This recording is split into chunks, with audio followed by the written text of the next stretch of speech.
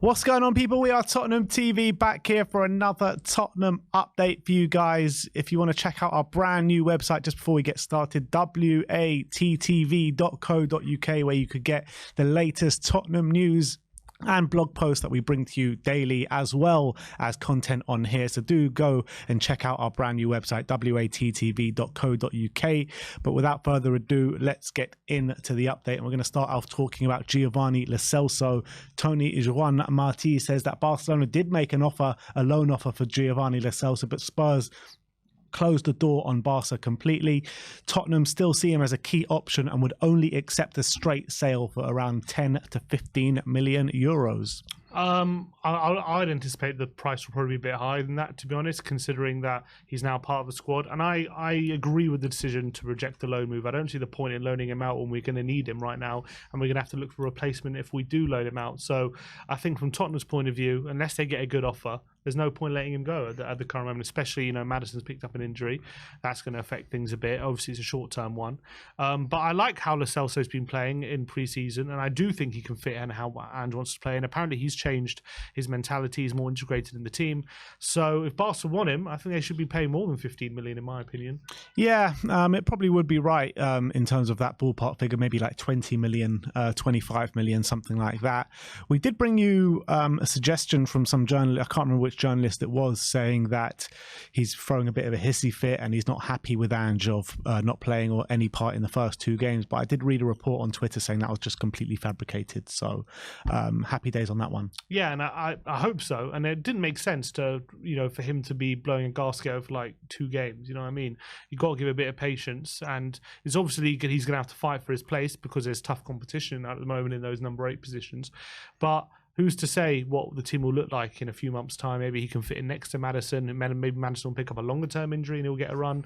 So, and especially he's going to be playing probably on the weekend for sure. So, I think, I think that report was quite strange, I felt.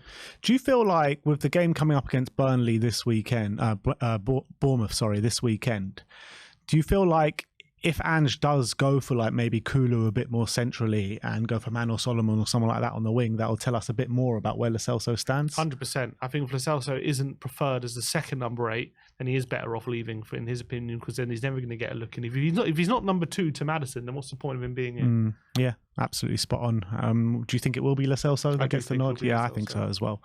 Let's talk about Clement Lenglet now. Same journalist, Tony Juan Martí, says that Conte's departure has cooled Tottenham's desire for Clement Lenglet.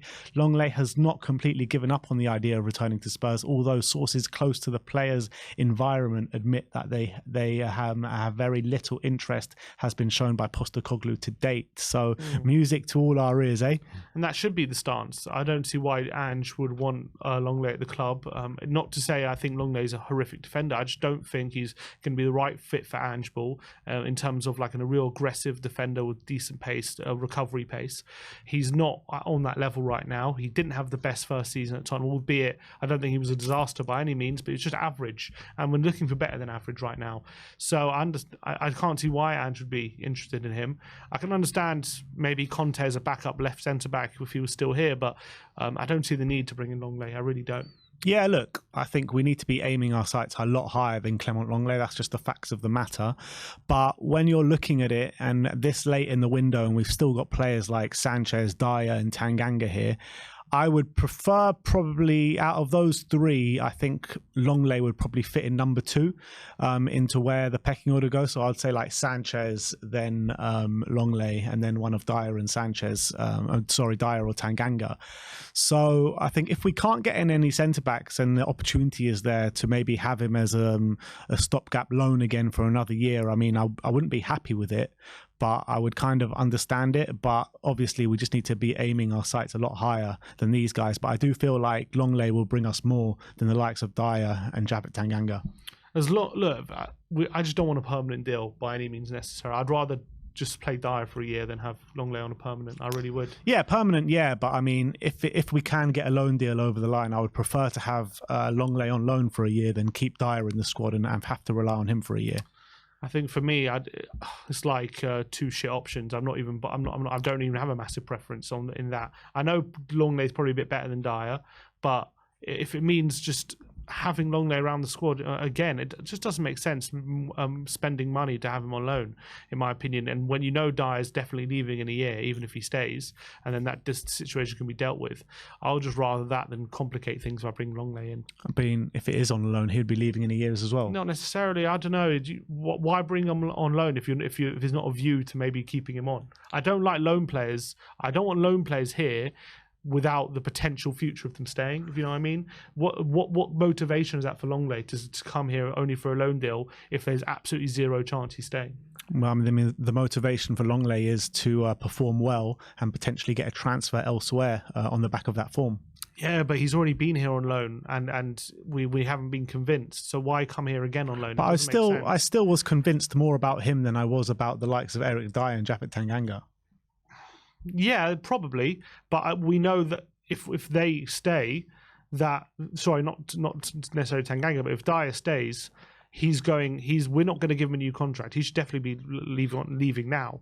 But Lenglet, I don't think it brings good environment to have a player there who has no chance of staying. I don't think that's going to breed good performances in him, and he's going to be backup as well. So how is he even going to have the time to prove himself if he wants to earn a move? I think it has too many negatives. Yeah, but I think it's the same as having Eric Dyer here. I think him sticking around, not having a contract he knows he's going to be leaving at the end of the year. Lenglet staying on loan, he knows he's going to be leaving at the end of the year. But the difference is Lenglet, in his mind, he probably thinks about playing for that move, and maybe in his mind he thinks he can stay here and performances might kind of improve because of that, and he's actually got a reason to improve. Where Dyer not having a contract, I don't even think Dyer probably thinks he's going to get a new contract or anything like that. So I think first of all the quality improves slightly bringing in Lenglet over Dyer, and second of all, well, that's the only thing really. Well, for me, Dyer's been here for a long time. I think he's got a closer connection to the club, and I think he's going to be more willing to be not obviously those slight little motivations don't make too much of a difference, but I reckon he would probably be a bit more motivated than Lenglet even coming in on loan, in my opinion. Yeah, the quality is probably a bit better with Lenglet, but I don't think there's massive amount in it, to be honest. So if it was a question of keeping Dyer for a year and letting go on a free, or getting Lenglet on loan, I'd just keep Dyer, to be honest. Save the money. Yeah, for me, I would bring in Lenglet if it's a straight shootout between Dyer and Lenglet. I'm using Lenglet 100%. But look, let's be real here. I don't want either of them in the squad. Mm-hmm. So let's move on and let's talk about the last topic, which is Hugo Lloris. Fabrice Hawkins says that Lloris will not go to Lazio despite the last attempts this morning. Lazio offered a 2-year contract plus a 1 year as an option, and that was rejected by Hugo Lloris, as the goalkeeper will be open to offers until the end of the transfer window, but has not ruled out staying at Tottenham. Fabrizio Romano says that Lazio won't sign Hugo Lloris. It was never close to happening, as the goalkeeper didn't want to be a backup option. Lazio are now closing in on another keeper, which is Luigi Sepe from Salernitana. In terms of Lloris, I mean, this is actually a sad story for Hugo Lloris now. Been such a main player for us, captain for us for so long, and he just can't seem to find a club that are willing to give him that first choice. I wonder if he stays at Spurs, they give him the captaincy back. It would be a very awkward situation if he does end up staying. Does he even make it to the bench ahead of Forster, or I don't know what we do with him if he ends up staying? Because if he's here, like if he can't find a club and he decides to stay, unless we cancel his contract, if we decide not to cancel his contract and just keep him in the squad, it's an awkward situation to what we do. Do you get promoted to backup keeper? Is he part of the leadership group again, or is it just a case of discarding him completely? It's a bit of a weird one. I would envisage probably cancelling his contract instead of keeping him in the squad at this rate. But it is sad that a player was such a great keeper for a long time can't seem to find a club at the moment. Although, albeit it seemed as though Lloris was the one who rejected this rather than anything Lazio did. But let's just hope before the end of the window this issue gets resolved, because it is getting a bit awkward right now.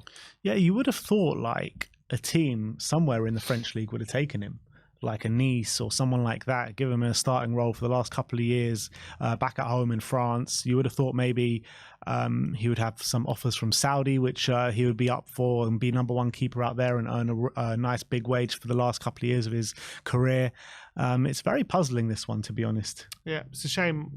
Look, we know he has declined, But has he declined to the point where no one would be interested? I thought at least someone would have taken a punt on him. An experienced goalkeeper who'd be good for the dressing room, was literally France captain at the World Cup in December. So like it wasn't that long, and he had a good World Cup as well. So it wasn't that long ago that he's showing good performances on the international stage. So you thought, well, based on that, surely someone would be interested. But it seems as though he's really struggling to find a club. It's a strange one because you look at David De Gea and he's also declined massively. Man United didn't want to keep him and let him go.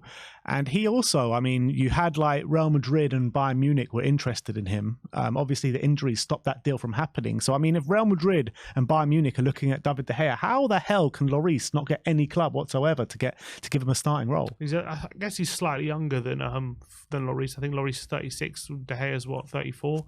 So it's a bit, I don't know. But at the end of the day, they didn't pull the trigger. Madrid would rather get It was because of the injuries, though. I think they would have pulled the trigger if he didn't have those injuries. Who, De Gea? Yeah. Is he injured at the moment? I believe it was because of injuries. Oh, okay.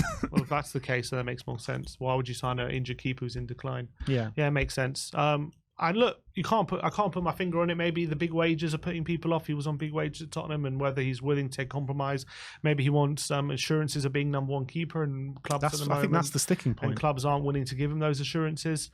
That's at the moment holding the deal up. I think the way Lloris is looking at it is like, if I'm going to go be back up at Lazio, what's the point when I can just be back up at Spurs and then run down my contract for one more year, and then maybe teams might take a punt on a completely free transfer. I don't know. Maybe that's the way he's looking at it. Yeah, maybe. But that is your Tottenham update for today. Let me know in the comment section below your thoughts regarding all the news topics we've talked about today. Once again, a quick reminder, just go and check out our brand new website, WeAreTottenhamTV.co.uk. Thank you everyone for joining today. Like, subscribe and comment. And as always, come on you Spurs.